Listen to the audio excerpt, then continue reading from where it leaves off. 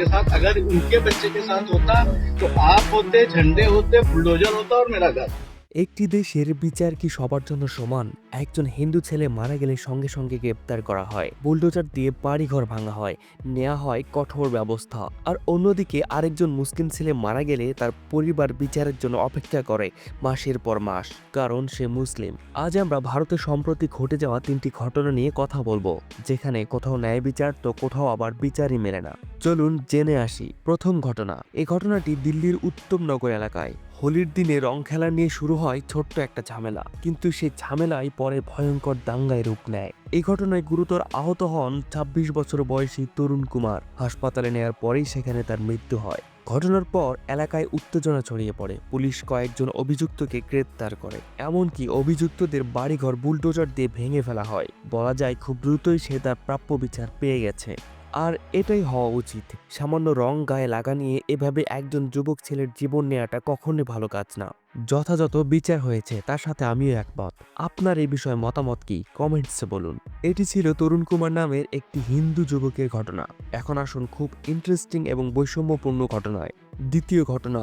উনাইস খান। মাত্র 12 বছর বয়সী উনাইস খান রোজার দিনে সে রোজা রেখেছিল। কিছু হিন্দু বন্ধুরা মিলে তাকে বার্থডে উপলক্ষে ডেকে নিয়ে যায় তাদের বাসায়, কিন্তু কে জানতো এই যাওয়াটাই তার জীবনের শেষ যাওয়া। সে জন্মদিনে গিয়ে তার বন্ধুদের মধ্যে একজন তার ঠিক কপাল বরাবর গুলি করে দেয় এবং সেখানেই সে মারা যায়। গুলি যে করেছিল সে ছিল কোনো এক বিশাল নেতার ছেলে, তাই পুলিশ তার বিরুদ্ধে ব্যবস্থা নিতে পারেনি। তার বাবা এখন সন্তান হারিয়ে দাঁড়ে দাঁড়িয়ে বিচার চেয়ে বেড়াচ্ছে।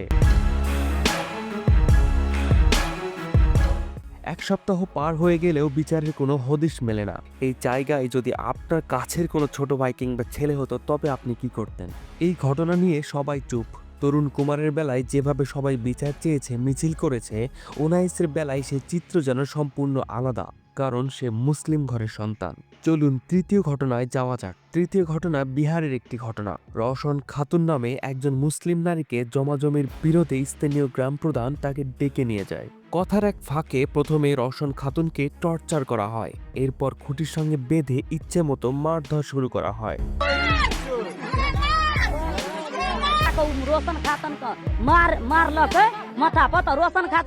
খাতুন রোজা ছিলেন। বেচারি মার সহ্য করতে না পেরে এক পর্যায়ে সেই শান্তির ছেলেদের কাছে পানি চেয়ে বসে। শান্তির ছেলেরা রওশন খাতুনকে মদের সাথে প্রস্রাব মিশিয়ে খেতে দেয়।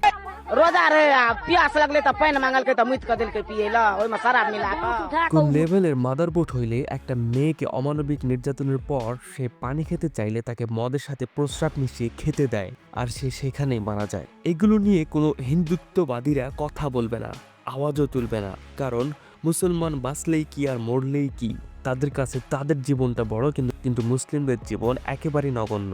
মানবিকতা যাদের মাঝে নেই, তাদের থেকে ন্যায় বিচার আশা করাটা বোকামি। দিনের পর দিন এমন ঘটনা ঘটেই চলেছে। আমি তো মাত্র 3টি ঘটনা তুলে ধরলাম, এমন অসংখ্য ঘটনা প্রতিনিয়ত ঘটেই চলেছে। প্রশাসন যেন মুখে কুলুপ কেটে বসে আছে।